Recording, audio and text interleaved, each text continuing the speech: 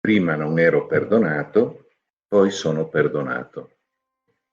Ma questo è impossibile nell'eternità, perché l'eternità è un eterno presente. Una delle due: o il purgatorio non c'è, saremo scomunicati, o se c'è, non possiamo collocarlo nell'eternità. Questa è una prima conclusione seria che dobbiamo fare.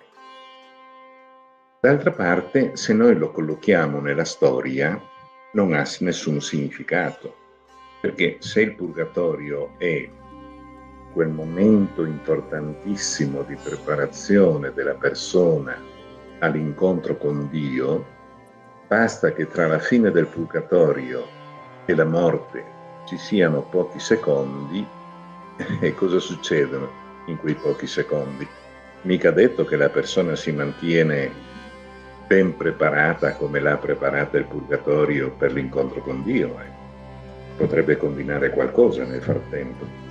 E allora il purgatorio non si trova nella storia, anche se poi vedremo che la preparazione dell'incontro con Dio avviene anche qui, perché la fatica, la difficoltà, la sofferenza non è gratis.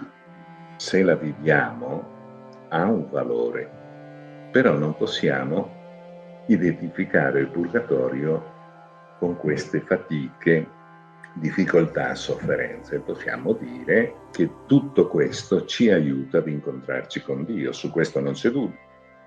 E allora nasce il grosso problema. Siccome è dogma, cioè verità di fede, che il purgatorio esiste, nell'eternità abbiamo visto che non è possibile, nella storia abbiamo visto che non è possibile. E allora? Il momento del morire, quanto è lungo?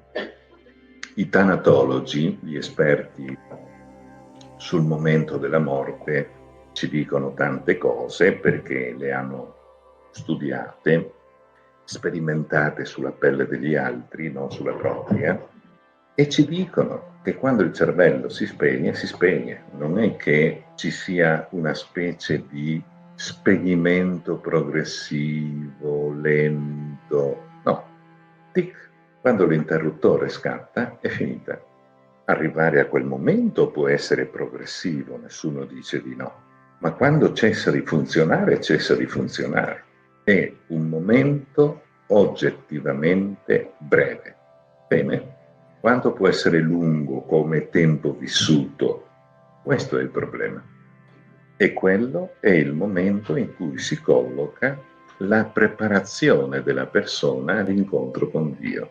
Allora il purgatorio è brevissimo, non sta a dirlo, perché ragioni con il tempo oggettivo, non con il tempo vissuto. Mentre invece noi abbiamo visto che noi tutti viviamo il tempo vissuto, non il tempo oggettivo. Il tempo oggettivo lo vedono gli altri. Un vecchio vescovo diceva sempre: ricordatevi che noi non moriamo, sono gli altri che ci vedono morire. Una battuta sapiente? No, è un principio teologico, perché se tu applichi il concetto di tempo vissuto, il morire è il passaggio fra la storia e l'eternità, per cui tu neanche non te ne accorgi, gli altri sì. Il tempo vissuto nel momento oggettivo brevissimo del morire si colloca al purgatorio. Questo ormai lo dicono un buon numero di teologi.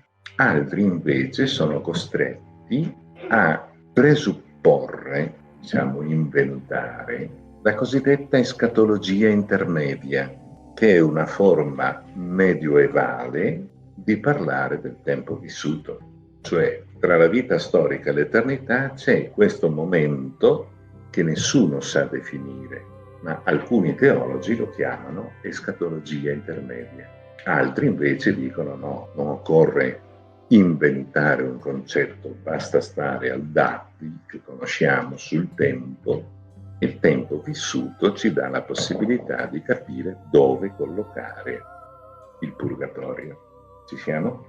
Quel momento lì è un momento irreversibile, cioè tu non torni indietro. Quando qualcuno dice ma io ero morto per 7 minuti, 10 minuti, 20 minuti e poi sono tornato in vita, vuol dire che non era morto, punto. Perché dalla morte non c'è ritorno. Sarà rimasto senza alcuni parametri vitali, questo può essere, perché noi non conosciamo le potenzialità dell'organismo umano, noi conosciamo poco, ma non possiamo chiamare morte quella che morte non è.